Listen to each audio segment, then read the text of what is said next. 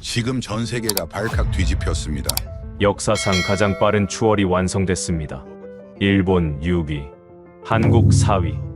2025년 10월 국제전략연구소가 발표한 단 한 장의 종합국력평가 보고서. 70년간 굳건했던 아시아 서열이 하루아침에 무너졌습니다. GDP 13위 국가가 어떻게 종합 4위가 될 수 있나? 절대 인정할 수 없다. 이 미스터리를 풀기 위해 CNN 특파원이 서울로 향했습니다. 그리고 그는 단 3주 만에 충격적인 보고서를 발표합니다. 이건 단순한 순위 상승이 아닙니다. 일본 전역이 충격에 빠졌고 중국은 침묵했습니다. 도대체 서울에서 무슨 일이 벌어진 걸까요? 세계 4위 강대국의 숨겨진 진실, 지금 바로 폭로합니다. 금요일 오후 2시, 저는 도쿄 롭폰기에 있는 CNN 아시아 지국 사무실에서 평소처럼 일본 경제 동향 리포트를 작성하고 있었습니다. 일본 경제, 완만한 회복세 지속, 제가 쓰고 있던 기사 제목이었죠. 바로 그때 제 컴퓨터 화면에 긴급 속보 알림이 떴습니다. 국제전략연구소 국가종합력평가 발표. 별 관심 없이 클릭했습니다. 매년 나오는 보고서였으니까요.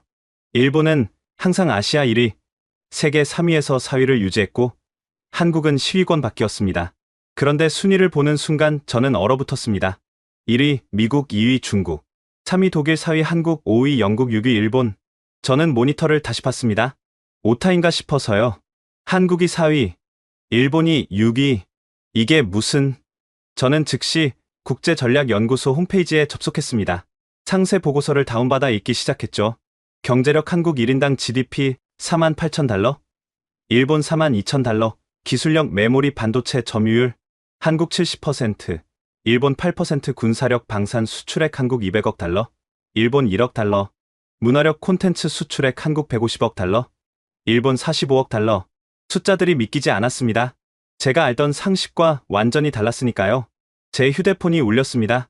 빅토리아 첸, CNN 아시아 총괄 편집장이었죠. 네이선, 보고서 봤어? 네. 하지만 이건 뭔가 차고? 그녀의 목소리가 차가워졌습니다. 국제전략연구소가 착오를 한다고? 네이선, 너 10년간 도쿄에서 뭘 봤어? 저는 일본의 저력을 취재해왔습니다. 일본은 여전히. 그래. 바로 그거야. 너는 계속 여전이라는 단어만 써왔어. 일본이 여전히 강하다. 여전히 기술력이 있다. 여전히 문화 대국이다. 근데 한국은? 한국은 이미 앞서가고 있었어. 저는 반박하려 했지만 할 말이 없었습니다. 본사 결정이야. 너는 서울로 간다. 서울이요? 48시간 내에 서울 도착. 한국이 어떻게 일본을 제쳤는지 현장 취재해서 특집 다큐멘터리 만들어. 그건 너무 갑작스럽습니다. 제 아파트도 있고 10년간 구축한 인맥도. 네이선? 빅토리아가 단호하게 말했습니다. 이건 선택이 아니야. 명령이야. 거부하면 해고야. 전화가 끊겼습니다. 저는 의자에 주저앉았습니다. 창밖으로 도쿄타워가 보였죠. 10년간 매일 바라보던 풍경이었습니다. 일본인 동료 다나카가 제 표정을 보고 다가왔습니다. 네이선 상, 무슨 일이에요? 서울로 발령났어요. 한국으로요? 왜요? 저는 모니터를 가리켰습니다. 다나카의 얼굴이 하얗게 질렸습니다. 이건 말도 안 돼요. 한국이 우리보다 위라니. 그의 반응이 제 마음을 대변했습니다. 저는 노트북을 열고 지난 5년간 제가 쓴 기사들을 검토했습니다. 놀라운 사실을 발견했죠. 제 기사에는 패턴이 있었습니다. 몇 년 전 일본 반도체, 한국 추격에도 여전히 경쟁력 유지. 그 다음에 도요타, 현대차 약진에도 여전히 아시아 최강. 또 다음에 일본 문화, 한류 열풍 속에서도 독자적 위치 고수. 최근 일본 경제, 저성장에도 불구하고 안정적 장년, 일본 기술력, 특정 분야에서는 여전히 세계 최고, 여전히, 에도 불구하고. 그래도 제가 쓴 건 일본의 우위를 증명하는 기사가 아니라 일본이 뒤처지지 않았다고 변명하는 기사들이었습니다. 저녁 7시, 저는 아파트로 돌아왔습니다. 롭폰기 힐스 32층, 월세가 50만 엔이 넘는 고급 아파트였죠. 10년간의 보금자리를 48시간 안에 정리해야 한다니 짐을 싸기 시작했습니다. 책장에는 일본 관련 서적이 수백 권 있었죠. 그 중에 제가 작년에 쓴 책도 있었습니다. 영원한 아시아의 리더, 일본, 아마존 베스트셀러였죠. 지금 생각하면 아이러니합니다. 밤 11시, 저는 방 안을 둘러봤습니다. 10년의 흔적들, 도쿄에서의 모든 순간들, 내가 10년간 뭘 본 거지? 제 스마트폰에 메시지가 왔습니다. 도쿄에서 가장 친한 일본인 친구 사토였죠. 네이선, 한국 가서 진실을 밝혀줘. 일본이 아직 최고라는 걸 증명해줘. 저는 답장을 보냈습니다. 노력해볼게. 하지만 마음 한편으로는 불안했습니다. 만약 보고서가 맞다면? 만약 한국이 정말로 일본을 넘어섰다면? 그날 밤, 저는 창밖의 도쿄 야경을 오래 바라봤습니다. 건물들이 낡아 보였고, 간판들이 구식으로 느껴졌습니다. 사람들의 표정도 지쳐 보였죠. 좌천이야. 이건 명백한 좌천이야. 하지만 어쩌면 제가 놓치고 있던 무언가를 발견할 기회일지도 모른다는 생각이 들었습니다. 내일이면 서울입니다. 제가 그토록 무시했던 도시. 하지만 이제 세계가 인정한 4위 강대국의 수도. 저는 예감했죠. 돌아올 때의 저는 지금과 완전히 다른 사람이 될 거라고. 토요일 아침 6시. 잠을 못 잤습니다. 천장을 바라보며 지난 10년을 되돌아봤죠. 10년 전, 제가 처음 도쿄에 왔을 때만 해도 한국은 그저 일본을 따라가는 나라였습니다. 삼성이 소니를 추월했다고는 하지만 전체적인 국력은 비교가 안 됐죠. 적어도 제가 아는 한은 그랬습니다. 휴대폰이 울렸습니다. 뉴욕 본사 편집국장이었습니다. 네이선, 서울 숙소는 포시즌스 호텔로 예약해뒀어. 한국 특파원 인수인계도 너가 맡아. 잠깐, 제가 왜 한국 특파원 업무를, 너보다 한국을 모르는 사람이 또 있겠어? 10년간 옆 나라에 있으면서도 한국의 부상을 전혀 예측 못했잖아. 모욕이었습니다. 하지만 반박할 수 없었죠. 오전 9시, 저는 아파트 관리사무소에 갔습니다. 이렇게 급하게 나가시는 거예요? 관리인이 놀라며 물었습니다. 회사 발령이라서요. 서울로 가게 됐습니다. 서울이요? 요즘 한국이 대단하다던데. 오늘 뉴스 보셨어요? 저는 고개를 끄덕였습니다. 일본이 한국에 졌다니 믿기지 않네요. 관리인이 한숨을 쉬었습니다. 우리나라도 이제 끝인가 봐요. 그 말이 가슴에 박혔습니다. 일본인들의 자신감이 무너지고 있었던 겁니다. 오후 2시, 시부야에서 동료들과 송별 모임을 가졌습니다. 한국이 우리를 넘어섰다는 게 말이 돼? NHK의 사토가 사케를 마시며 말했습니다. 숫자는 거짓말하지 않아. 아사히 신문의 야마다가 태블릿을 보여줬습니다. 삼성 시총이 도요타의 3배야. LG가 소니보다 크고, 그래도 우리에겐 전통이 있잖아. 요미우리의 오가타가 말했습니다. 전통. 야마다가 쓴웃음을 지었습니다. 우리 회사 신입사원들 다 BTS 팬이야. 심지어 우리 딸도 한국어 배우고 있어. 침묵이 흘렀습니다. 네이선. 사토가 진지하게 말했습니다. 서울 가서 제대로 봐. 정말로 한국이 우리를 넘어섰는지. 그리고 우리가 배울 게 있는지도. 저녁 6시. 저는 아파트로 돌아왔습니다. 짐은 대부분 창고로 보내고 캐리어 2개의 필수품만 챙겼죠. 책상 위에 제가 쓴 책이 놓여 있었습니다. 영원한 아시아의 리더, 일본. 표지가 조롱하는 것 같았습니다. 저는 책을 집어 들었다가 다시 내려놓았습니다. 가져갈 필요가 없었죠. 이미 틀린 내용이니까요. 밤 9시, 하네다 공항으로 출발했습니다. 택시 안에서 도쿄의 야경을 바라봤죠. 10년간 제가 사랑한 도시. 하지만 오늘은 달라 보였습니다. 건물들이 오래돼 보였고, 거리는 활기가 없었습니다. 편의점도 여전히 현금 위주였고, 택시도 아직 수동 결제였죠. 일본은 20년 전에서 멈춰 있구나. 공항에 도착해서 체크인을 했습니다. 대한항공 카운터 직원이 물었습니다. 비즈니스 클래스로 업그레이드 해드릴까요? 자리가 많이 남아서요. 아니요. 이코노미로 주세요. 굳이 편하게 갈 필요가 없었습니다. 이건 좌천이니까요. 탑승 게이트에서 기다리는 동안 한국 뉴스를 검색해봤습니다. 삼성, 3나노, 공정 양산 성공, 현대차, 유럽 전기차 시장 점유율 2, K무기, 폴란드 추가 수출 계약, 블랙핑크, 전 세계 투어 매출 신기록, 모든 뉴스가 한국의 성공을 말하고 있었습니다. 내가 정말 10년간 아무것도 못 본 건가? 비행기에 탑승했습니다. 옆자리에는 한국인 비즈니스맨이 앉아 있었죠. 도쿄에서 사업하세요? 그가 먼저 말을 걸었습니다. 아니요, 기자입니다. CNN 특파원이에요. 아, 그럼 오늘 발표 때문에 서울 가시는 거예요? 네, 뭐. 그렇죠. 저도 봤어요. 드디어 한국이 일본을 넘어섰네요. 그가 미소 지었습니다. 사실 예상했던 일이에요. 예상했다고요? 제가 양쪽에서 사업을 하는데요. 5년 전부터 확실히 달랐어요. 일본은 결정이 너무 느려요. 한국은 하루면 끝나는 일을 일본은 한 달 걸려요. 그게 신중한 거 아닌가요? 신중함과 답답함은 달라요. 세상이 얼마나 빨리 변하는데 팩스로 서류 보내고 도장 찍고 그 사이 한국 기업들은 이미 세계 시장 차지하고 있어요. 그의 말이 맞았습니다. 제가 일본의 신중함이라고 포장했던 것들이 사실은 변화를 거부하는 관성이었던 거죠. 한국은 다를까요? 제가 물었습니다. 직접 보시면 알아요. 특히 디지털 인프라는 차원이 달라요. 일본이 2010년이면 한국은 2030년이에요. 비행기가 이륙했습니다. 창밖으로 도쿄의 불빛이 멀어졌죠. 2시간. 단 2시간 후면 저는 서울에 도착합니다. 제가 10년간 무시하고 외면했던 도시. 하지만 이제는 인정해야 했습니다. 세계가 인정한 4위 강대국의 수도라는 것을. 기내 와이파이로 마지막 이메일을 확인했습니다. 빅토리아가 보낸 메시지였죠. 네이선, 선입견을 버려. 그리고 있는 그대로를 봐. 너가 10년간 놓친 것들을 이제라도 발견하길 바라. 저는 창밖을 바라봤습니다.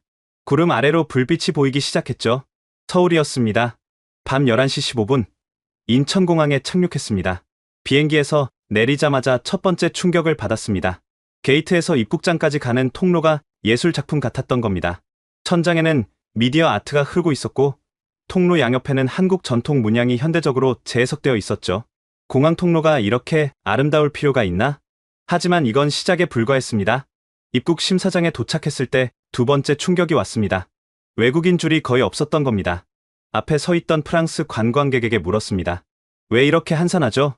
한국인들은 자동 입국 심사대를 써요. 얼굴만 보여주면 10초 만에 통과하죠. 우리 같은 외국인도 사전 등록하면 자동으로 가능해요.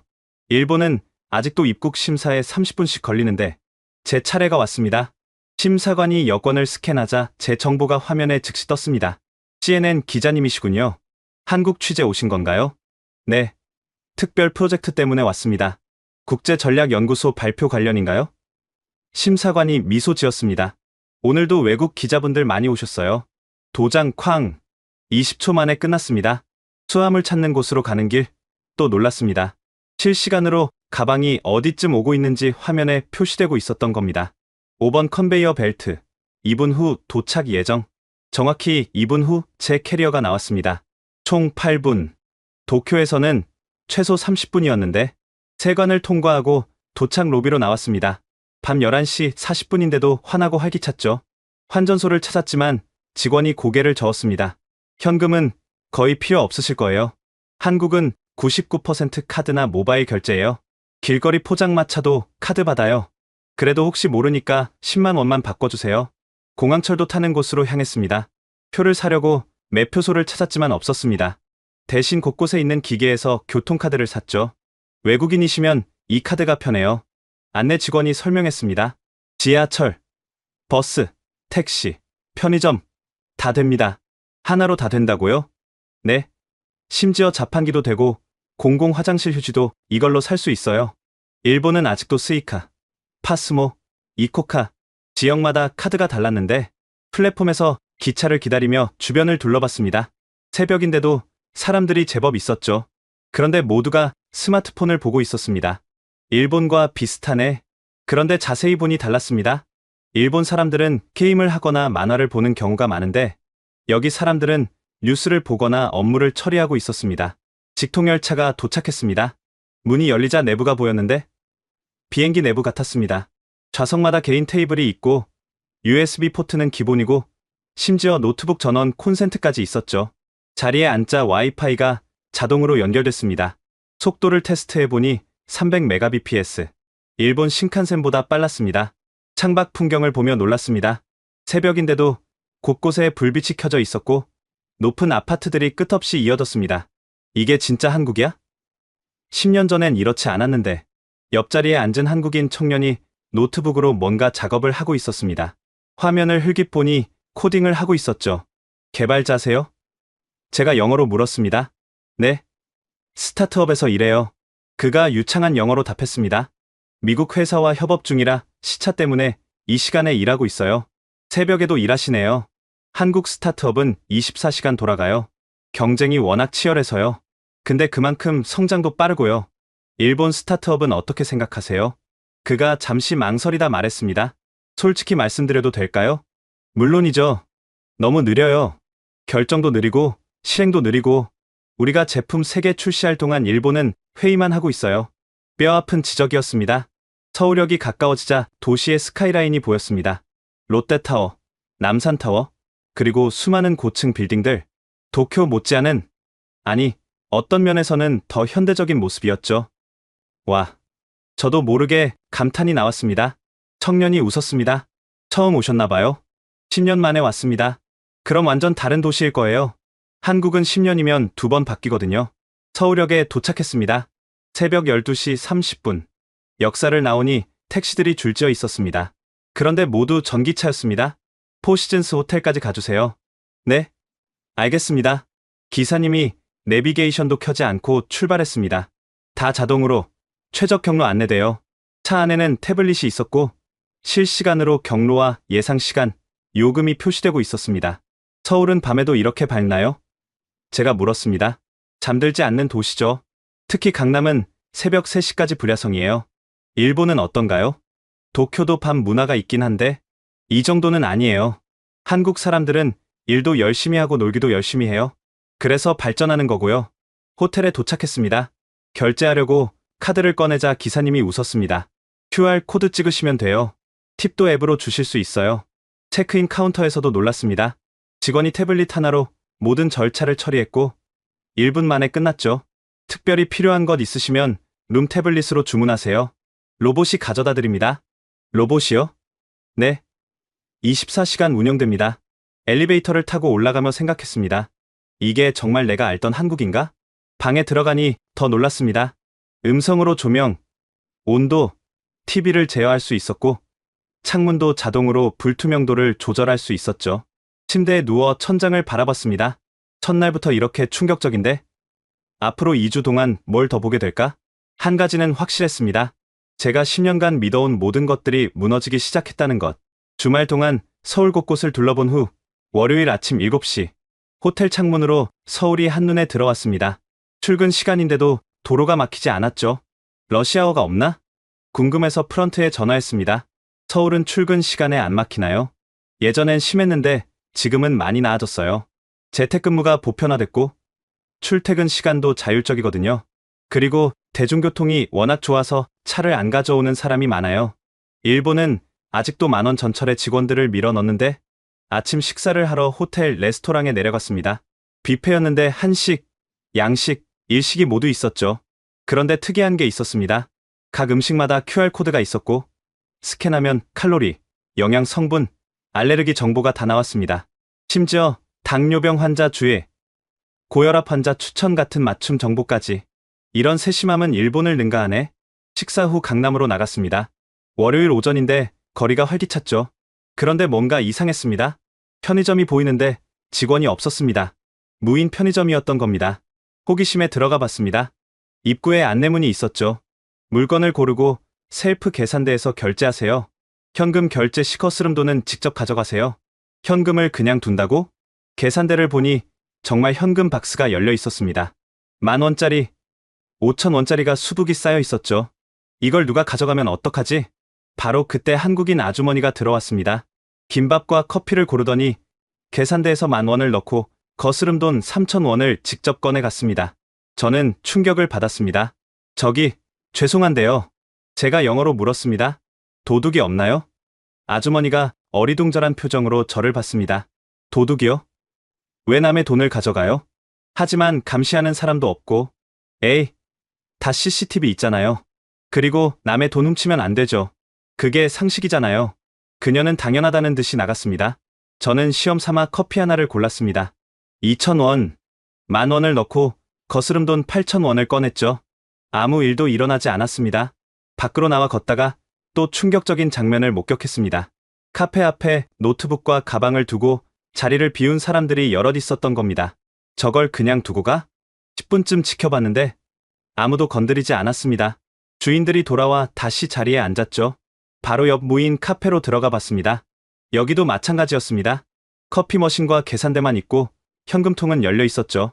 벽에 붙은 안내문이 인상적이었습니다. 우리는 여러분을 신뢰합니다. 정직한 결제 감사합니다. 한 청년이 아메리카노를 만들고 4,000원을 넣는 걸 봤습니다. 실례지만 제가 물었습니다. 돈을 안 내는 사람은 없나요? 가끔 실수로 깜빡하는 사람은 있죠. 근데 보통 다음날 와서 2배로 내요. 2배로요? 미안하니까요. 저번에 제가 깜빡했는데 다음날 와서 10,000원 넣었어요. 이해할 수 없었습니다. 일본도 정직한 나라로 유명한데 이 정도는 아니거든요. 청년이 웃었습니다. 일본은 규칙이 있어서 지키는 거고 한국은 그냥 양심의 문제예요. 남이 보든 안 보든 정직한 거죠. 점심시간이 되자 직장인들이 쏟아져 나왔습니다. 식당가로 갔는데 또 놀랐습니다. 대부분 식당이 키오스크로 주문받고 있었고 서빙 로봇이 음식을 날랐습니다. 한 식당에 들어갔습니다. 입구에서 QR코드를 찍으니 메뉴가 제 스마트폰에 떴죠. 영어, 중국어, 일본어 자동 번역까지. 주문하고 자리에 앉으니 5분 만에 로봇이 음식을 가져왔습니다. 잉. 음식 도착했습니다. 맛있게 드세요. 로봇이 말까지 했습니다. 옆 테이블 회사원들 대화가 들렸습니다. 일본 출장 다녀왔는데 답답해 죽는 줄 알았어. 왜? 아직도 현금만 받는 데가 많고 와이파이도 느리고 무엇보다 일 처리가 너무 느려. 그래도 일본은 선진국 아니야? 옛날 선진국이지. 지금은 우리가 더 앞서 있어. 그들의 자신감이 인상적이었습니다. 식사 후 테헤랄로를 걸었습니다. 한국의 실리콘밸리라고 불리는 곳이죠. 높은 빌딩마다 IT 기업들이 입주해 있었고 1층에는 스타트업 카페와 코워킹 스페이스가 즐비했습니다. 한 코워킹 스페이스에 들어가 봤습니다. 24시간 운영, 무료 커피, 초고속 인터넷, 3D 프린터, 수면실까지. 하루 이용권 얼마예요? 제가 물었습니다. 처음 오신 분은 무료예요. 스타트업 생태계 활성화 차원에서 정부가 지원해요. 정부가 지원한다고? 매니저가 설명했습니다. 한국 정부는 스타트업을 국가 전략 산업으로 봐요. 규제 샌드박스, 세금 혜택, 투자 매칭까지 다 지원하죠.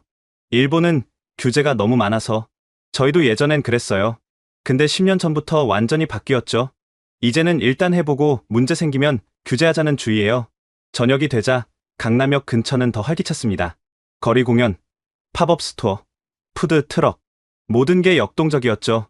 특히 인상적인 건 밤 10시가 넘었는데도 여성들이 혼자 돌아다닌다는 거였습니다. 안전한가 봐요? 제가 커피숍 직원에게 물었습니다. 한국은 세계에서 가장 안전한 나라 중 하나예요. 범죄율도 낮고 CCTV도 많고 무엇보다 시민 의식이 높아요. 밤 11시 편의점에 들렀습니다. 여기도 무인이었죠. 다시 한번 현금 박스를 봤습니다. 아침보다 돈이 더 많이 쌓여 있었습니다. 하루 종일 이렇게 돈이 있었는데 아무도 안 가져갔다고? 옆에 있던 대학생에게 물었습니다. 이거 정말 안전한가요? 당연하죠. 남의 돈을 왜 가져가요? 그리고 만약 누가 가져가면 CCTV에 다 찍히는데 CCTV 때문에 안 가져가는 거예요? 아니요, 그냥. 그럴 생각 자체를 안 해요. 남의 돈은 남의 돈이니까요. 호텔로 돌아오며 생각했습니다. 일본은 매뉴얼과 규칙으로 유지되는 사회. 한국은 신뢰와 양심으로 작동하는 사회. 어느 게 더 효율적일까? 오늘 본 것만으로도 답은 명확했습니다. 신뢰가 거래 비용을 줄이고 그것이 경제 효율성으로 이어진다. 한국이 일본을 추월한 이유 중 하나를 발견한 기분이었습니다. 화요일 아침 8시, 저는 서울의 대중교통을 직접 체험해보기로 했습니다. 호텔을 나와 가장 가까운 버스 정류장으로 향했습니다. 50m쯤 걸어가다 멈춰섰습니다. 이게 버스 정류장이야? 유리로 된 투명한 부스였습니다. 가까이 가니 자동문이 열렸고 시원한 바람이 얼굴을 스쳤습니다. 에어컨이 나오고 있었던 겁니다. 내부로 들어서니 더 놀랐습니다. 의자는 쿠션이 있는 소파 같았고 USB 충전 포트가 곳곳에 있었습니다. 천장에서는 미세한 물 입자가 분사되고 있었죠. 쿨링 미스트 시스템입니다. 옆에 앉아있던 회사원이 설명했습니다. 여름에 체감 온도를 5도 낮춰줘요. 겨울엔요? 의자에 열선이 들어가요. 엉덩이가 따뜻하죠. 일본에서 10년 살았지만 이런 버스 정류장은 본 적이 없었습니다. 전광판을 봤습니다. 실시간으로 버스 위치가 지도에 표시되고 있었고 도착 시간이 초 단위로 나타났습니다. 271번, 2분 31초, 472번, 5분 12초. 정확한가요? 제가 물었습니다. 오차 10초 이내예요. 회사원이 스마트폰을 보여줬습니다. 앱으로도 볼 수 있어요. 버스 안이 얼마나 붐비는지도 나와요. 화면을 보니 정말 버스 내부 혼잡도가 색깔로 표시되어 있었습니다. 초록색은 여유, 노란색은 보통, 빨간색은 혼잡. 일본도 이런 앱이 있긴 한데 제가 말했습니다. 일본 거 써봤어요. 출장 갔을 때 한국이 훨씬 정확하고 빨라요. 정확히 2분 31초 후 271번 버스가 도착했습니다. 전기버스였습니다. 소음이 거의 없었죠. 버스에 올라타니 또 충격이었습니다. 모든 좌석에 USB 포트, 개인 에어컨 송풍구, 심지어 좌석마다 스크린이 있었습니다. 이게 일반 버스예요? 네. 서울 시내버스는 다 이래요. 운전기사 류담 씨가 웃으며 답했습니다. 류담 씨는 영어를 잘했습니다. 버스 기사님이 영어를 하시네요. 서울시에서 교육받았어요. 외국인 관광객이 많아서요. 기본 회화 정도는 다 해요. 일본 버스 기사들은 일본어만 하는데 한국 버스 기사가 되기 어렵나요? 예전보다 대우가 좋아졌어요.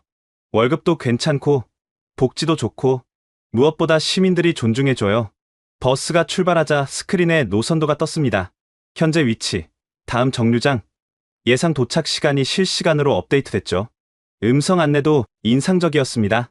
다음은 강남역입니다. 2호선 신분당선으로 갈아타실 수 있습니다.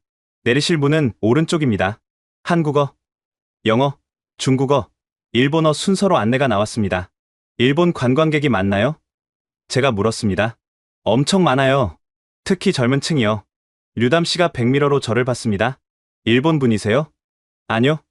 미국 기자입니다. 도쿄에서 10년 일했어요. 아, 그럼 비교가 되시겠네요. 어떠세요? 솔직히 한국이 훨씬 앞서 있는 것 같아요. 류담 씨가 자부심 섞인 미소를 지었습니다. 당연하죠. 우리는 시민이 왕이니까요. 시민이 왕이라고요? 네. 모든 시스템이 시민 편의를 위해 존재해요. 정류장 에어컨도, 버스 와이파이도 다 시민을 위한 거죠. 신호등에 멈춰 섰을 때 류담 씨가 태블릿을 보여줬습니다. 이거 보세요. 실시간으로 최적 경로를 알려줘요. 교통 상황에 따라 노선을 조금씩 조정할 수 있어요. 버스 노선을 바꿀 수 있다고요? 네. 시스템이 허용하는 범위 내에서요. 예를 들어 사고로 막히면 우회하고 승객이 없는 정류장은 패스하고 이런 유연성은 일본에서는 상상도 못할 일이었습니다. 강남역에 도착했습니다. 버스에서 내리며 류담 씨에게 물었습니다. 일본 버스와 비교해서 어떤가요? 일본 출장 갔을 때 버스 탔었어요. 깨끗하고 정시 운행하는 건 좋았어요. 근데 너무 경직됐어요. 융통성이 없달까. 그게 일본의 장점 아닌가요? 정확성? 정확성과 경직성은 달라요. 한국도 정확해요. 근데 상황에 맞게 유연하게 대응하죠. 그게 진짜 선진국 아닐까요? 버스가 떠나고 저는 강남역 한복판에 서서 생각에 잠겼습니다. 일본은 매뉴얼대로, 한국은 상황에 맞게, 일본은 공급자 중심, 한국은 사용자 중심. 강남역 지하철로 내려갔습니다. 여기서도 충격은 계속됐습니다. 스크린도어는 기본이고 승강장 곳곳에 공기청정기가 작동 중이었습니다. 미세먼지 농도가 실시간으로 표시되고 있었죠. 현재 미세먼지 농도 좋음 15 마이크로그램. 열차가 들어왔습니다. 문이 열리자 시원한 바람과 함께 은은한 향기가 났습니다. 향기가 나요? 제가 옆 사람에게 물었습니다. 네. 시간대별로 다른 향을 내보내요. 아침엔 상쾌한 향, 저녁엔 편안한 향. 일본 지하철은 그냥 지하철 냄새만 났는데 차 내 스크린에서는 뉴스, 날씨, 주식 정보가 실시간으로 흘러나왔습니다. 와이파이 속도를 테스트해봤습니다. 500mbps. 지하철 안에서 이런 속도라니. 삼성역에서 내려 코엑스로 향했습니다.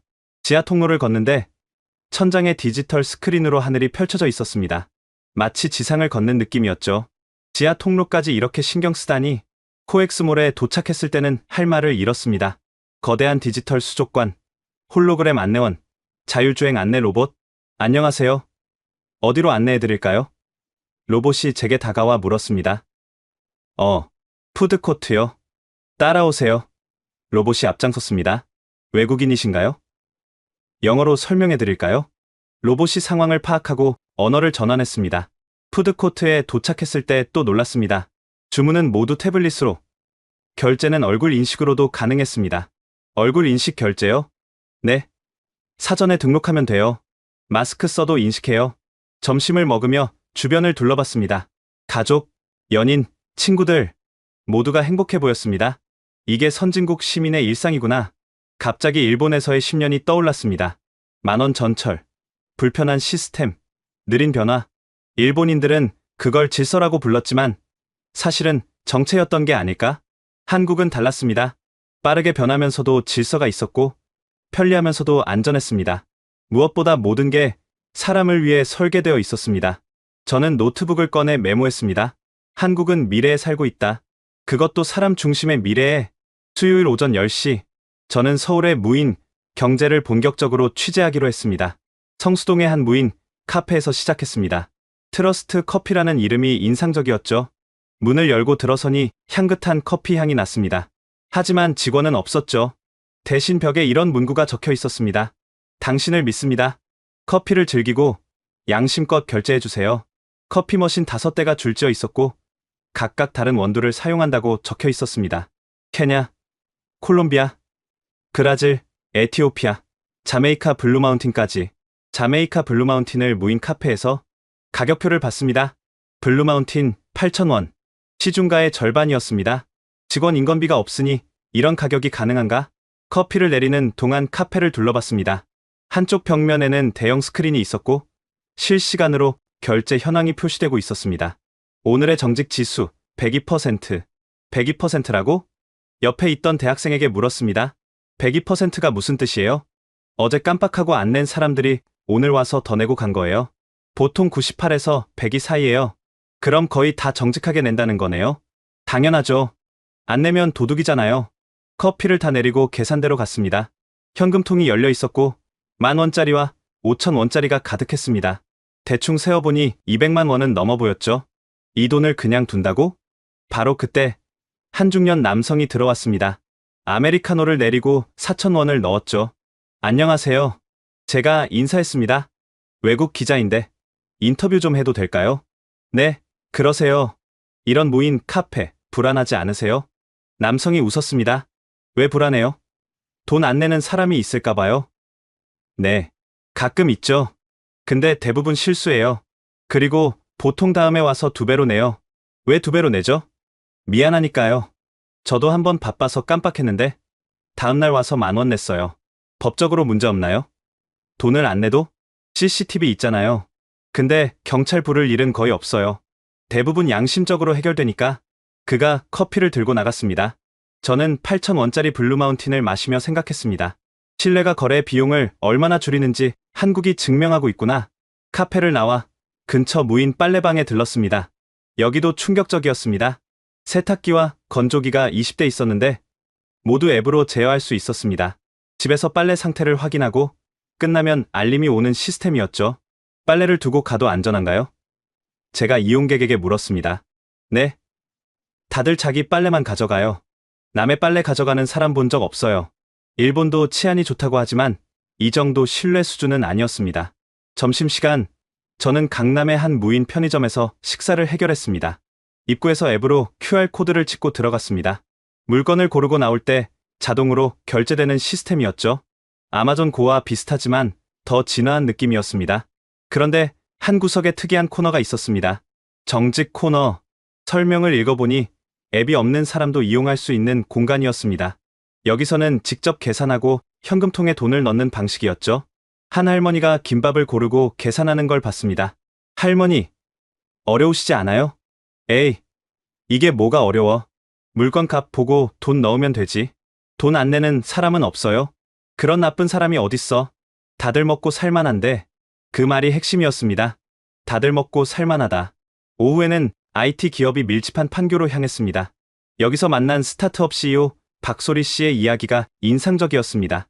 저희 회사도 무인 시스템이에요. 회사가 무인이라고요? 아니요. 무인 경영이요. 직원들이 스스로 출퇴근 시간 정하고 프로젝트도 자율적으로 선택해요. 그게 가능해요? 신뢰하면 가능해요. 한국은 이제 그런 사회가 됐어요. 박 대표는 회사를 구경시켜줬습니다. 24시간 개방된 사무실, 자유롭게 쓸 수 있는 회의실, 무료 스낵바. 모든 게 직원들의 자율에 맡겨져 있었죠. 일본 기업과도 협업하시나요? 네, 하는데 힘들어요. 왜요? 결제 단계가 너무 많아요. 우리는 즉시 결정하는데 일본은 회의만 10번 해요. 그게 신중한 거 아닌가요? 신중함과 우유보다는 달라요. 세상이 빠르게 변하는데 석 달씩 고민하면 기회는 이미 지나가요. 저녁, 홍대의 한 무인 서점을 방문했습니다. 밤 10시인데도 사람들이 책을 읽고 있었습니다. 24시간 영업이에요? 네. 무인이니까 가능하죠. 한 독자가 답했습니다. 책을 고르고 셀프 계산대에서 결제하는 시스템이었습니다. 여기도 정직 코너가 있었는데 헌책을 가져와서 팔 수도 있었습니다. 판매금은 직접 가져가는 방식이었죠. 이 시스템 문제 없나요? 서점 관리 앱을 운영하는 직원이 설명했습니다. 처음엔 걱정했는데 정착되니까 오히려 매출이 늘었어요. 인건비 없고 24시간 영업하니까 도나는 월 0.3% 미만이에요. 직원 있을 때랑 비슷해요. 밤 11시 저는 호텔로 돌아가는 길에 무인 아이스크림 가게에 들렀습니다. 벽면에 이런 문구가 있었습니다. 우리는 당신을 믿습니다. 당신도 우리를 믿어주세요. 아이스크림을 고르고 4,000원을 넣었습니다. 카운터 위에 놓인 노트가 눈에 들어왔습니다. 고객 한마디. 펼쳐보니 이런 글들이 있었습니다. 어제 깜빡했어요. 오늘 8,000원 넣고 가요. 죄송. 믿어주셔서 감사해요. 정직한 가게 최고. 일본에서 온 관광객입니다. 한국 대단해요. 마지막 글이 일본어로 쓰여 있었습니다. 저는 펜을 들었습니다. 미국 기자입니다. 한국의 신뢰 사회에 감동받았습니다.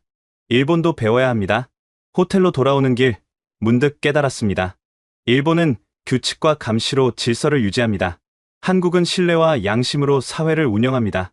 어느 것이 더 효율적일까요? 어느 것이 더 인간적일까요? 오늘 본 것만으로도 답은 명확했습니다. 그날 밤 저는 긴 기사를 썼습니다. 제목은 이랬습니다. 한국의 무인 경제, 신뢰가 만든 미래.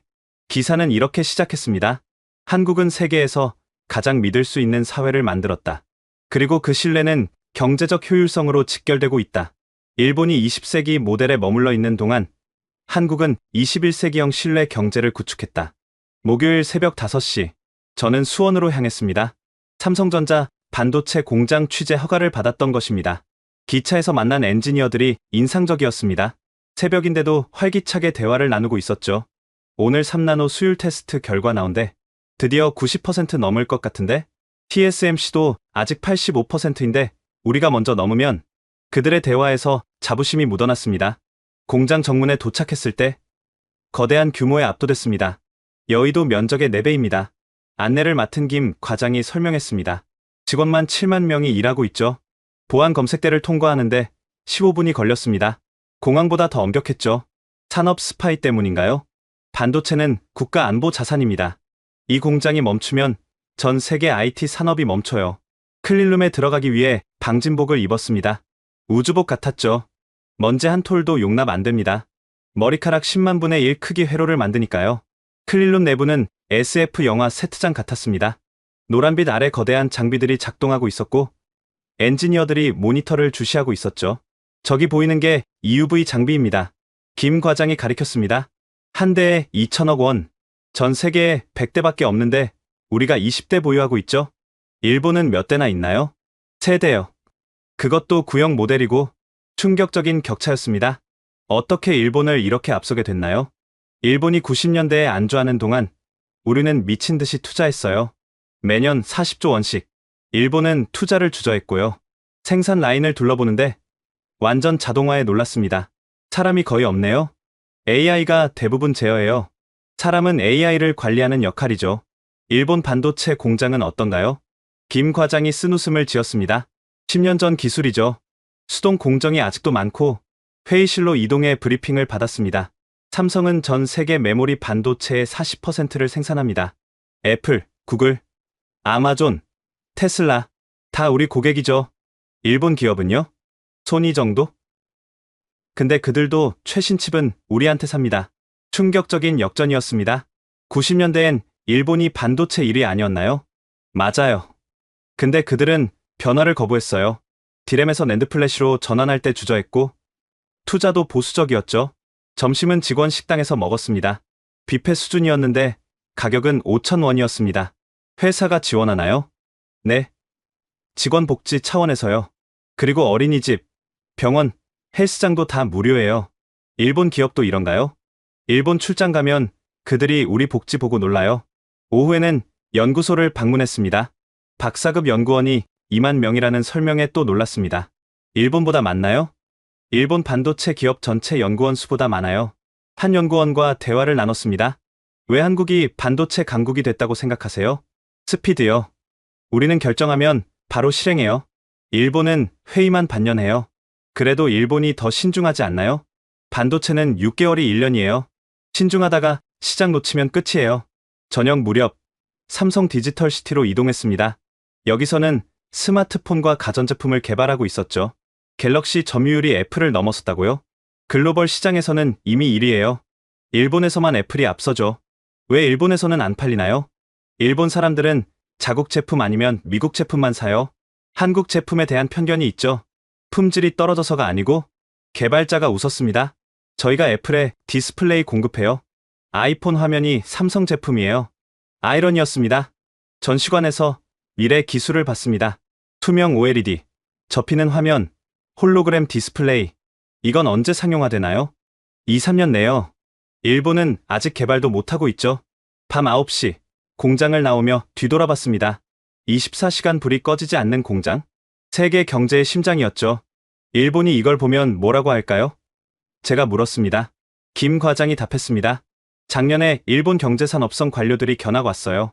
다들 말을 잃더라고요. 뭐라고 하던가요? 우리가 언제 이렇게 뒤처진 거지? 라고요. 호텔로 돌아오는 기차 안에서 정리했습니다. 일본, 과거의 영광의 안주. 한국, 미래의 과감한 투자. 일본, 신중하지만 느린 결정.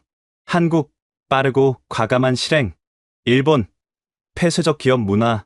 한국, 개방적 글로벌 전략. 격차는 이미 너무 벌어져 있었습니다. 그날 밤, 도쿄의 일본 기자 친구에게서 전화가 왔습니다. 네이선, 삼성 공장 어땠어? 충격적이었어. 일본이 따라잡을 수 있을까? 긴 침묵 후 그가 답했습니다. 솔직히 불가능할 것 같아. 금요일 아침 저는 경기도 파주로 향했습니다. 한국방산 전시관을 취재하기 위해서였죠. 가는 길에 택시 기사님과 대화를 나눴습니다. 방산 전시관 가시네요? 요즘 외국인들 엄청 와요. 군인들인가요? 아니요. 바이어들이요. 무기 사러 오는 사람들. 한국 무기가 그렇게 잘 팔리나요? 폴란드가 K2 전차 1000대 샀잖아요. 천문학적인 금액이에요. 전시관에 도착했을 때 입구부터 압도적이었습니다. 거대한 K2 표 전차가 전시되어 있었고 그 옆에는 K9 자주포가 위용을 자랑하고 있었죠. 안내를 맡은 이중령이 설명했습니다. 한국은 세계 4위 방산 수출국입니다. 작년 수출액만 200억 달러를 넘었죠. 일본은요? 1억 달러 미만입니다. 200대 1의 차이였습니다. 어떻게 이런 격차가? 일본은 평화헌법 때문에 무기 수출을 금지했어요. 최근 풀었지만 이미 늦었죠. 경험도 없고 가격 경쟁력도 없어요. 전시관 내부로 들어갔습니다. 첫 번째 섹션은 K2 전차였습니다. 이 전차가 뭐가 특별한가요? 자동 장전 장치, 능동 방어 시스템, 네트워크 전투 체계, 독일 레오파르트 2보다 앞서요. 일본 전차는요? 칩식 전차요? 수출 실적 제로예요. 너무 비싸고 실전 검증이 안 됐죠. 스크린에 K2 전차의 실전 영상이 나왔습니다. 시속 70km로 달리며 표적을 정확히 명중시키는 장면이었죠. 이걸 본 폴란드 국방장관이 즉시 계약했어요. 다음은 K9 자주포 섹션이었습니다. 세계 시장 점유율 50%입니다. 노르웨이, 핀란드, 에스토니아, 호주, 이집트, 인도. 왜 이렇게 인기가 많죠? 가격 대비 성능이 최고예요. 그리고 기술 이전도 해줘요. 일본은 기술 이전 절대 안 하죠. 3층에는 미사일 섹션이 있었습니다.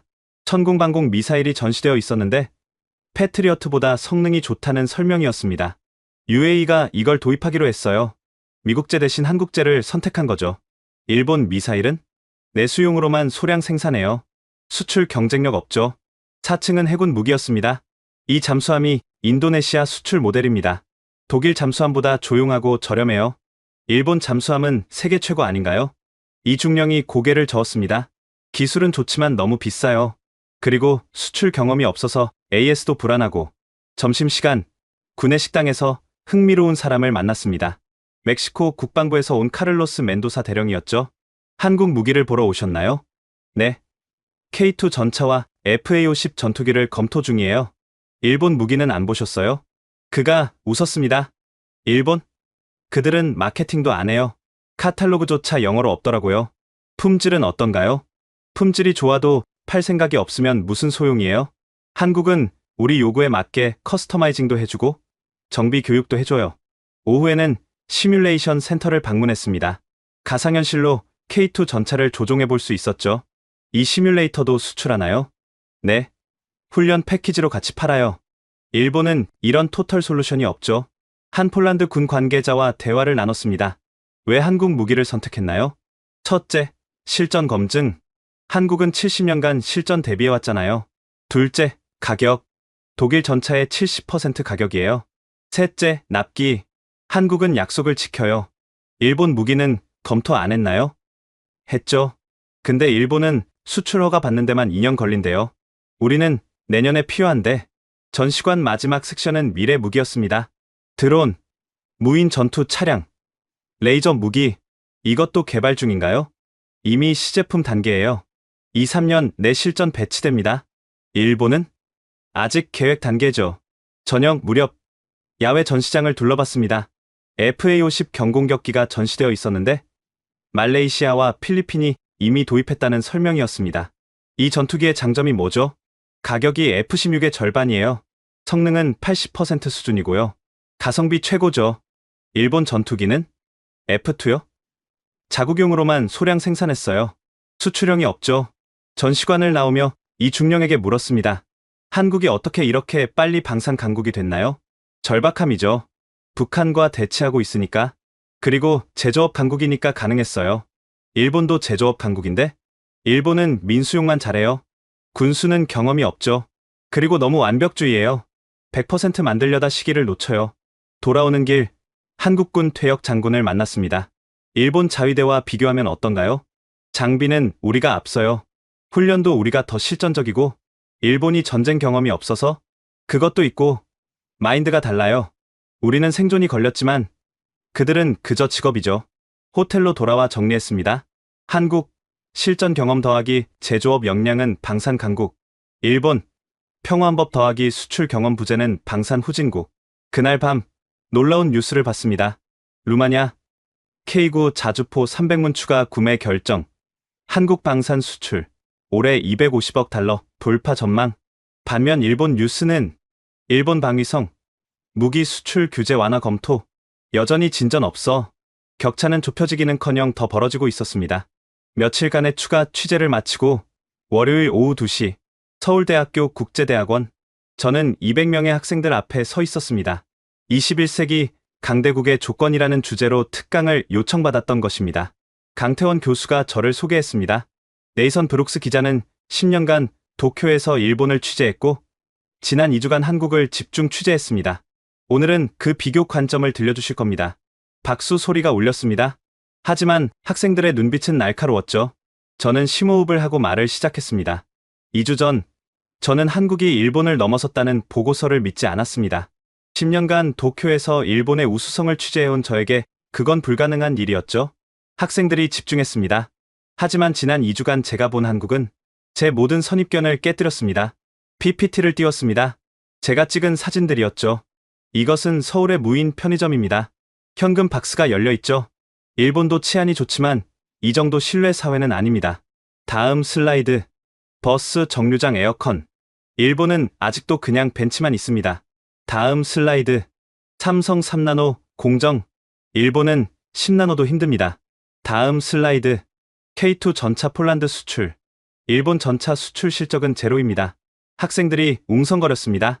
한 학생이 손을 들었습니다. 그럼 일본은 왜 뒤처진 거죠? 좋은 질문이었습니다. 일본은 90년대 이후 변화를 거부했습니다. 잃어버린 30년 동안 과거의 성공 방식을 고수했죠. 반면 한국은 끊임없이 혁신했습니다. 구체적으로 어떤 차이가 있나요? 첫째, 속도입니다. 일본은 결정에 6개월, 한국은 일주일.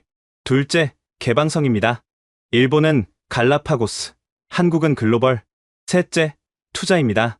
일본은 현상 유지, 한국은 미래 투자.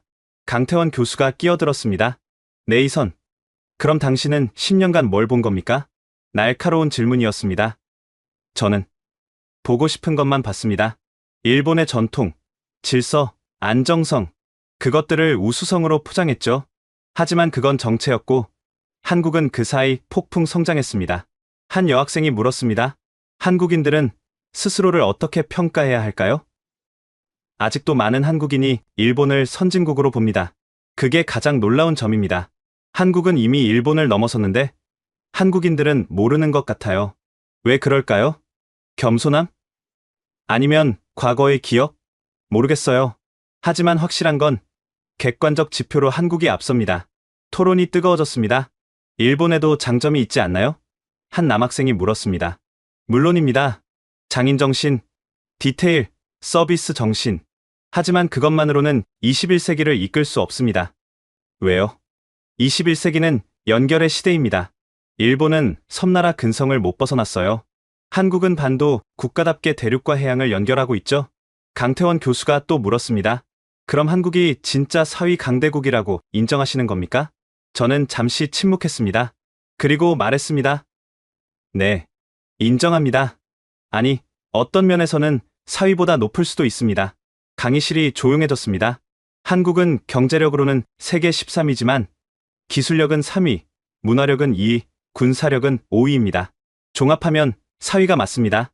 일본은요? 경제 규모는 3위지만 성장 정체, 기술 뒤처짐, 문화 갈라파고스와 군사력 제한, 종합 6위가 오히려 후한 평가일 수 있습니다. 충격적인 발언이었죠. 그럼 앞으로 격차가 더 벌어질까요? 네. 한국은 계속 성장 중이고 일본은 계속 정체 중입니다. 10년 후면 격차는 더 클 겁니다. 한 학생이 도발적으로 물었습니다. 그럼 왜 서양 언론은 여전히 일본을 더 다루나요? 아픈 지적이었습니다. 편견입니다. 그리고 무지, 저처럼요. 하지만 이제는 바뀔 겁니다. 제가 바꿀 겁니다. 어떻게요?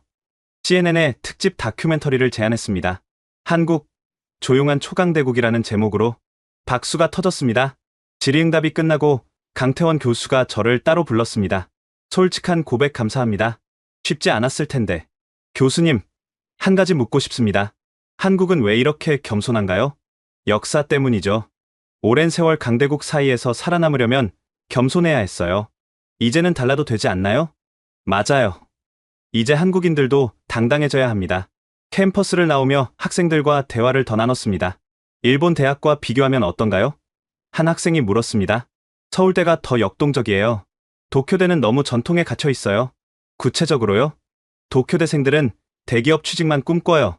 서울대생들은 창업을 꿈꾸고 그 차이가 국가 경쟁력 차이로 이어지는 거죠. 저녁, 강태원 교수와 식사를 했습니다.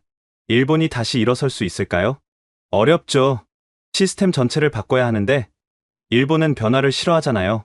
한국은 어떻게 변화에 성공했나요? IMF 위기가 오히려 기회였어요. 강제로 구조조정하면서 새로운 시스템을 만들었죠. 일본은 위기가 없어서 위기를 인정 안 해서죠. 서서히 죽어가는 걸 모르는 거예요. 충격적이지만 맞는 말이었습니다. 한국의 약점은 없나요? 있죠. 저출산, 높은 자살률, 과도한 경쟁. 하지만 이것도 해결하려고 노력 중이에요. 일본은 노력도 안 하고 노력은 하는데 방향이 틀렸어요. 과거로 돌아가려고만 하니까 밤 10시 호텔로 돌아와 기사를 썼습니다. 제목, 한국 대학생들이 나에게 가르쳐준 것. 오늘 서울대에서 나는 학생이 되었다. 10년간의 편견을 깨우쳐준 것은 20대 한국 청년들이었다. 그들에게서 나는 미래를 봤다. 자신감 있고 글로벌하고 혁신적인 미래를. 일본이 과거를 그리워하는 동안 한국 청년들은 미래를 만들고 있었다. 목요일 오전 10시 CNN 서울 스튜디오. 2주간의 취재를 마치고 특별 생방송을 하기로 했습니다. 제목은 한국, 조용한 초강대국의 탄생. 뉴욕 본사와 연결됐습니다. 메인 앵커 앤더슨 쿠퍼가 화면에 나타났죠. 네이선, 2주간 한국을 취재했다고요? 어땠나요? 앤더슨, 한마디로 충격이었습니다. 충격이요? 네. 제가 10년간 도쿄에서 봐온 아시아와 완전히 달랐습니다. 한국은 이미 미래에 살고 있었습니다. 구체적으로 설명해 주세요. 화면에 제가 찍은 영상이 나왔습니다. 이것은 서울의 무인 편의점입니다. 현금 박스가 열려 있는데 아무도 훔치지 않습니다. 일본보다 더 높은 신뢰 사회를 구축했죠. 일본도 안전하지 않나요? 일본은 규칙 때문에 안전합니다. 한국은 신뢰 때문에 안전합니다. 어느 게 더 효율적일까요? 다음 영상. 버스 정류장에 에어컨이 나옵니다. 도쿄에는 아직도 그냥 벤치만 있죠? 인프라가 더 앞섰다? 단순 인프라가 아닙니다. 시민을 위한 세심함이 다른 레벨입니다. 다음 영상은 삼성 공장이었습니다. 3나노 반도체, 전 세계에서 오직 2곳만 만듭니다. 삼성과 TSMC. 일본은 10나노도 못 만들어요. 일본이 반도체 강국 아니었나요? 90년대까지는요. 지금은 한국이 일본 시장 점유율의 10배입니다. 다음은 방산 전시관 영상, K2 전차, K9 자주포. 유럽이 한국 무기를 삽니다. 일본 무기 수출액 거의 제로입니다. 앤더슨이 놀란 표정을 지었습니다. 정말 일본이 그렇게 뒤처진 건가요? 네. 일본은 과거에 갇혀 있습니다. 한국은 미래를 만들고 있고요. 화면이 바뀌며 빅토리아가 나타났습니다. 네이선, 2주 전엔 한국 발령을 거부했잖아요. 무엇이 당신을 바꿨나요? 현실입니다. 제가 10년간 환상 속에 살았다는 걸 깨달았죠. 어떤 환상? 일본이 여전히 아시아 최강이라는 환상. 한국이 이류 국가라는 편견. 이제는 한국이 새로운 아시아의 리더입니다. 아니, 어떤 면에서는 세계의 리더입니다. 생방송 채팅창이 폭발했습니다. 한국이 일본보다 앞서. 말도 안 돼. 드디어 진실이 밝혀지는구나. 일본인입니다. 인정합니다. 앤더슨이 물었습니다. 시청자들이 믿기 어려워합니다. 저도 그랬어요. 하지만 숫자는 거짓말 안 합니다. 화면에 그래프가 나타났습니다. 1인당 GDP, 한국이 일본 추월, 반도체 점유율, 한국 70%, 일본 8%, 문화 콘텐츠 수출, 한국이 일본의 3배, 방산 수출, 한국이 일본의 200배, 스튜디오가 조용해졌습니다. 도쿄 지국과 연결됐습니다. 일본 특파원 마이크가 나타났죠. 마이크, 일본 반응은 어떤가요? 충격과 부정이 교차하고 있습니다. 하지만 젊은 세대는 인정하는 분위기예요. 왜 젊은 세대는 다른가요? 그들은 이미 한국 문화에 빠져 있어요. K-팝 듣고, 한국 드라마 보고, 서울로 여행 가고. 제가 덧붙였습니다. 문화가 인식을 바꾸고 있습니다. 일본 젊은이들에게 한국은 더 이상 아래가 아닙니다. 동경의 대상이죠. 중국 베이징과도 연결됐습니다. 중국은 한국을 어떻게 보나요? 위협적인 경쟁자로 봅니다. 특히 기술과 문화에서요. 놀라운 평가였습니다. 생방송이 끝나갈 무렵 앤더슨이 마지막 질문을 했습니다. 네이선, 한국의 성공 비결이 뭘까요? 저는 잠시 생각했습니다. 첫째, 스피드. 빠른 결정과 실행. 둘째, 개방성. 글로벌 스탠다드 수용. 셋째, 교육열. 인적 자원이 곧 국력. 넷째, 위기를 기회로. IMF를 혁신의 계기로. 다섯째, 미래 투자. 당장보다 10년 후를 봄. 일본은 왜 못했을까요? 변화를 거부했기 때문입니다. 성공의 경험이 오히려 덫이됐죠. 방송이 끝났습니다. 1시간 만에 조회수 500만을 돌파했고 전 세계에서 화제가 됐습니다. 미국 대통령이 소셜미디어에 글을 올렸습니다. 한국의 성공을 축하한다. 미국도 한국에서 배워야 한다. 특히 교육과 인프라 투자를. 일본 총리도 긴급 성명을 발표했습니다. 일본은 겸허히 현실을 인정하고 한국에서 배우겠다. 한국 대통령은 이렇게 말했습니다. 우리는 이제 시작일 뿐이다. 계속 혁신하고 도전하겠다. 그날 밤 수많은 메일을 받았습니다. 당신이 진실을 말해줘서 감사합니다. 10년간 편견에 갇혀있던 건 나도 마찬가지였습니다. 한국을 다시 보게 됐습니다. 하지만 가장 인상적인 건 한국 대학생이 보낸 메일이었습니다. 우리도 우리가 이렇게 대단한 줄 몰랐어요. 알려주셔서 감사합니다. 금요일 오후 호텔 라운지에서 커피를 마시고 있었습니다. CNN 생방송 이후 전 세계가 들썩이고 있었죠. 스마트폰이 울렸습니다. 도쿄의 친구 사토였습니다. 네이선? 봤어? 뭘? 너의 방송. 일본 전체가 봤어. 반응이 어때? 긴 침묵 후 그가 말했습니다. 처음엔 분노했어. 배신감도 들었고. 하지만, 너가 맞아. 우리가 부정하고 싶었던 현실이야. 충격적인 인정이었습니다. 일본이 어떻게 해야 할까? 먼저 인정해야지. 한국이 앞섰다는 걸. 그리고 배워야 해. 일본인 자존심이 허락할까? 젊은 세대는 이미 하고 있어. 한국 스타트업에서 일하려는 일본인이 늘고 있거든. 정말이었습니다. 링크드인을 확인해보니 서울 구직 검색이 일본에서 500% 증가했더군요. 오후 3시 예상치 못한 방문객이 찾아왔습니다. 일본 NHK 프로듀서 야마다였습니다. 도쿄에서 왔어요. 왜? 다큐멘터리를 만들려고요. 한국에서 배우자라는. 일본이 한국에서 배운다? 네. 이미 경영진 승인받았어요. 일본도 변해야 한다고. 놀라운 변화였습니다. 무엇부터 다룰 건가요? 디지털 전환, 스타트업 생태계, 신뢰 경제, 다 배울 게 많네요. 저녁 한국 언론사들과 간담회를 가졌습니다. 조선일보 기자가 물었습니다. 일본이 정말 한국을 인정할까요? 젊은 세대는 이미 인정했어요. 문제는 기성세대죠. 변할까요? 변하지 않으면 도태됩니다. 그들도 알아요.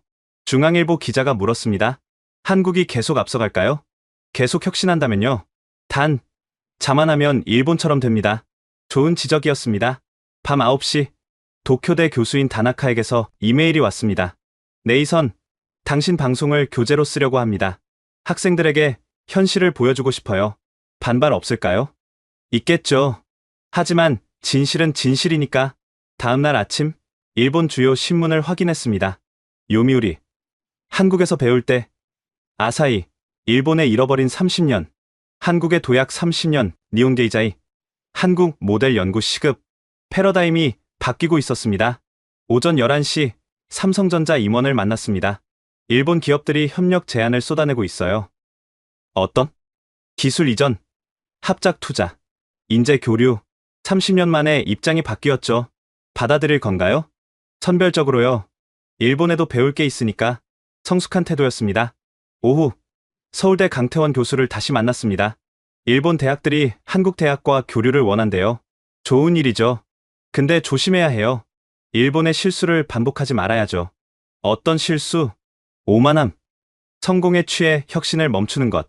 맞는 말이었습니다. 저녁, 일본 젊은이들을 만났습니다. 서울로 워킹홀리데이 온 그룹이었죠. 왜 서울을 선택했어요? 도쿄는 지루해요. 서울은 다이내믹해요. 일하기는 어때요? 힘들지만 재밌어요. 빠르게 성장하는 느낌? 일본으로 돌아갈 건가요? 글쎄요. 서울이 더 미래적인데 세대 이동이 시작되고 있었습니다. 밤 11시 호텔바에서 혼자 생각에 잠겼습니다. 2주 전 저는 좌천이라고 생각하며 서울에 왔습니다. 이제는 다릅니다. 이곳이야말로 미래의 중심이었습니다. 도쿄. 그곳은 박물관이 되어가고 있었죠. 마지막 메일을 확인했습니다. MIT 교수가 보낸 거였습니다. 네이선, 당신 리포트 덕분에 우리도 한국 연구를 시작했어. 21세기 발전 모델로 한국만 한 게 없더군. 저는 답장을 보냈습니다. 늦기 전에 시작하길. 한국은 계속 달려가고 있으니까. 지금까지 세계 4위 강대국이 된 한국의 놀라운 변화를 미국 기자 네이선 브룩스의 시선으로 들어보셨습니다. 어떠셨나요? 10년간 일본을 최고로 믿었던 기자가 단 2주 만에 한국 앞에 무릎 꿇은 이야기. 이것은 단순한 한 개인의 인식 변화가 아닙니다. 전 세계가 한국을 다시 보기 시작했다는 신호입니다. 여러분은 이미 이 놀라운 나라에 살고 있습니다. 매일 당연하게 여기는 일상이 사실은 전 세계가 부러워하는 미래라는 것을 기억하세요. 한국의 진짜 가치를 전 세계에 알리기 위해 이 영상을 공유해주세요. 우리가 얼마나 대단한 일을 해내고 있는지 더 많은 사람들이 알아야 합니다. 구독과 좋아요도 잊지 마시고요. 다음에는 더욱 놀라운 한국의 성공 스토리로 찾아뵙겠습니다. 지금까지 코리아 원더풀이었습니다. 감사합니다. 감사합니다. 감사합니다. 감사합니다. 감사합니다.